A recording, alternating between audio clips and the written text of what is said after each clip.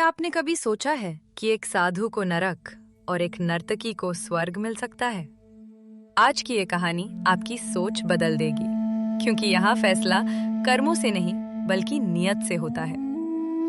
एक छोटे से शांत गांव में एक साधु रहता था, जो अपने ज्ञान और उपदेशों के लिए दूर दूर तक प्रसिद्ध था। वो रोज सुबह से शाम तक लोगों को धर्म, भक्ति और अच्छे कर्मों का पाठ पढ़ाता था। गांव के लोग उसे बहुत सम्मान देते थे और उसे एक महान संत मानते थे। लेकिन उसी गांव में एक नर्तकी भी रहती थी, जिसका जीवन बिल्कुल अलग था। वो लोगों के सामने नाचकर अपना पेट पालती थी। समाज उसे अच्छी नजर से नहीं देखता था, फिर भी वो अपने काम को पूरी लगन और ईमानदारी से करती थी। उसके मन में हमेशा ये भावना रहती थी कि वो अपनी कला को भगवान को समर्पित कर रही है। समय बीतता गया और एक दिन अचानक गांव में भयंकर बाढ़ आ गई। चारों ओर चीख पुकार मच गई। लोग अपनी जान बचाने के लिए भागने लगे, लेकिन इस आपदा में साधु और नर्तकी दोनों की मृत्यु हो गई। मरने के बाद जब वे यमलोक पहुंचे, तो वहां उनके जीवन भर के कर्मों का हिसाब किया जाने लगा। साधु के चेहरे पर आत्मविश्वास साफ झलक रहा था, क्योंकि उसे पूरा भरोसा था कि उसने जीवन भर अच्छे कर्म किए हैं, इसलिए उसे स्वर्ग ही मिलेगा।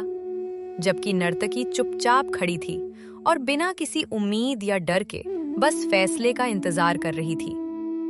कुछ ही समय बाद यमराज ने अपना निर्णय सुनाया, जिसने सबको चौंका दिया। नर्तकी को स्वर्ग और साधु को नरक दिया जाता है। ये सुनते ही साधु क्रोधित हो उठा और उसने गुस्से में यमराज से सवाल किया कि ये कैसा न्याय है, जहां एक व्यक्ति जिसने पूरी जिंदगी लोगों को धर्म का रास्ता दिखाया, उसे नरक दिया जा रहा है, और एक नर्तकी जो लोगों का मनोरंजन करती थी, उसे स्वर्ग दिया जा रहा है। तब यमराज ने शांत स्वर में उसे समझाया कि इस संसार में केवल कर्म नहीं, बल्कि उन कर्मों के पीछे की भावना और नीयत सबसे अधिक महत्वपूर्ण होती है। उन्होंने कहा कि नर्तकी भले ही नाचती थी, लेकिन उसके मन में भगवान के प्रति सच्ची श्रद्धा थी, और वो हर बार अपनी कला को ईश्वर को अर्पित करने की भावना से नाचती थी। वहीं साधु, जो बाहर से तो उपदेश देता था, लेकिन उसके मन में शुद्धता नहीं थी, क्योंकि वो उपदेश देते समय भी नर्तकी के नृत्य के बारे में सोचता रहता था। इस कारण उसके कर्मों की पवित्रता खत्म हो गई।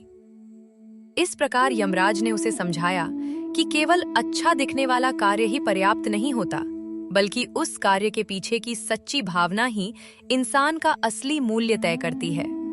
इसलिए हमें हमेशा अपने मन को साफ रखना चाहिए और हर काम सच्चे दिल से करना चाहिए, क्योंकि ईश्वर हमारे कर्मों से ज्यादा हमारी नीयत को देखता है।